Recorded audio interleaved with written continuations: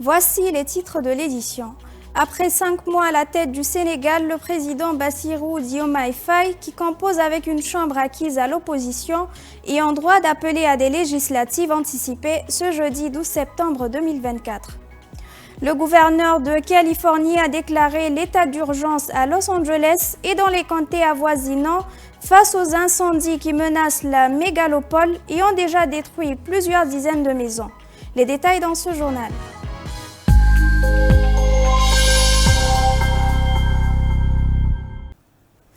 Mesdames et messieurs, bonjour et bienvenue au journal international de Tchad Info.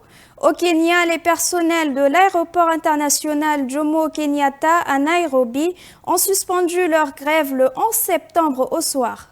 Démarré la veille à minuit, ce mouvement visait à protester contre un projet de concession de l'aéroport au groupe privé Adani. En échange de l'agrandissement de l'infrastructure, le consortium indien en obtenait l'exploitation pour 30 ans. Les travailleurs s'inquiètent de l'avenir de leur emploi. Hier soir, ils ont obtenu quelques garanties. C'est un accord qui a été signé le 11 septembre entre l'autorité aéroportuaire kenyane, Kenya Airways, et le CAO, le syndicat des personnels de l'aviation du Kenya. Lors d'une table ronde, le CAO a pu obtenir les documents qui détaillent le projet de concession de l'aéroport au groupe Adani.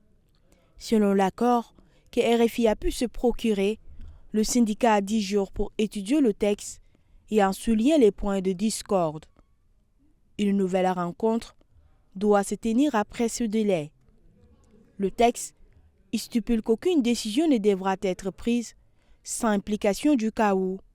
Nous n'avions pas dit que nous avions accepté d'Adani, a cependant précisé son secrétaire général, Mose Diema.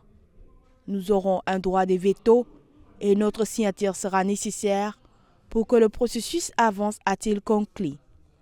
Sur son fil X, le président William Ruto a rappelé hier la liste des avantages du partenariat avec le groupe Adani qui, selon lui, transforme des aéroports en installations de classe mondiale. L'agrandissement de celui de la capitale du Kenya est un projet majeur qui prévoit plus d'1,5 milliard d'euros d'investissement. Au Sénégal, une dissolution de l'Assemblée nationale pourrait arriver d'ici peu. Depuis 5 mois et son arrivée au pouvoir, le président Bassirou Diomaye Faye doit composer avec une chambre acquise à l'opposition. Mais à partir de ce jeudi 12 septembre, il est en droit d'appeler à des législatives anticipées. Le président du Sénégal devrait donc dissoudre l'Assemblée nationale dans les prochaines heures pour corriger la discordance actuelle. Bassirou Diomaye Faye a été élu dès le premier tour par plus de 54% des électeurs sénégalais, mais il n'a pas la majorité au Parlement, dominé par le camp de l'ex-président Macky Sall. Dans ce contexte, comment incarner au plus vite la rupture consacrée par les urnes à travers de nouvelles lois face à une Assemblée nationale hostile?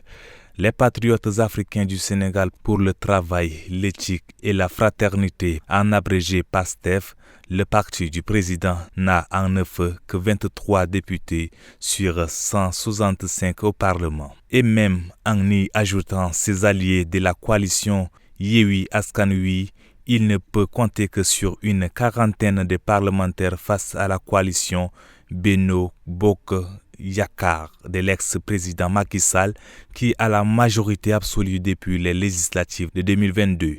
Et cette opposition majoritaire a déjà montré sa capacité de faire blocage au projet de loi proposé par le pouvoir comme on a pu le voir fin juin lors du débat d'orientation budgétaire. Lundi dernier encore, la proposition de supprimer des institutions jugées budgétivores par les autorités a été rejetée par l'opposition majoritaire au Parlement. Entre le pouvoir et l'opposition, le blocage est total et la rupture est consommée, explique Ababacar Fall à la tête du think tank le GRADEC, entendez groupe de recherche et d'appui conseiller pour la démocratie participative à la bonne gouvernance. La dissolution semble donc inéluctable et ne semble n'être plus qu'une question de temps et pourrait avoir lieu très vite car la date minimale, le 12 septembre, est ce jeudi. En effet, aucune dissolution ne pouvait avoir lieu plus tôt car selon le Conseil constitutionnel, il faut 2 ans de législature avant que l'Assemblée nationale ne puisse être dissoute. Dans un rapport, Amnesty International accuse l'agence de sûreté intérieure qui dépend de l'armée nationale libyenne dirigée par le maréchal Khalifa Haftar d'être responsable de morts de personnes en détention, de disparitions forcées et de détention arbitraire. Dirigée par Ousmane Al-Dersi, l'agence de sûreté intérieure qualifiée de groupe armé par Amnesty terrorise les détracteurs et les opposants, notamment des responsables de partis politiques, des militants, des journalistes ou blogueurs. Selon l'ONG, des dizaines de personnes ont été arrêtées dans l'est de la Libye sans mandat et par des hommes lourdement armés.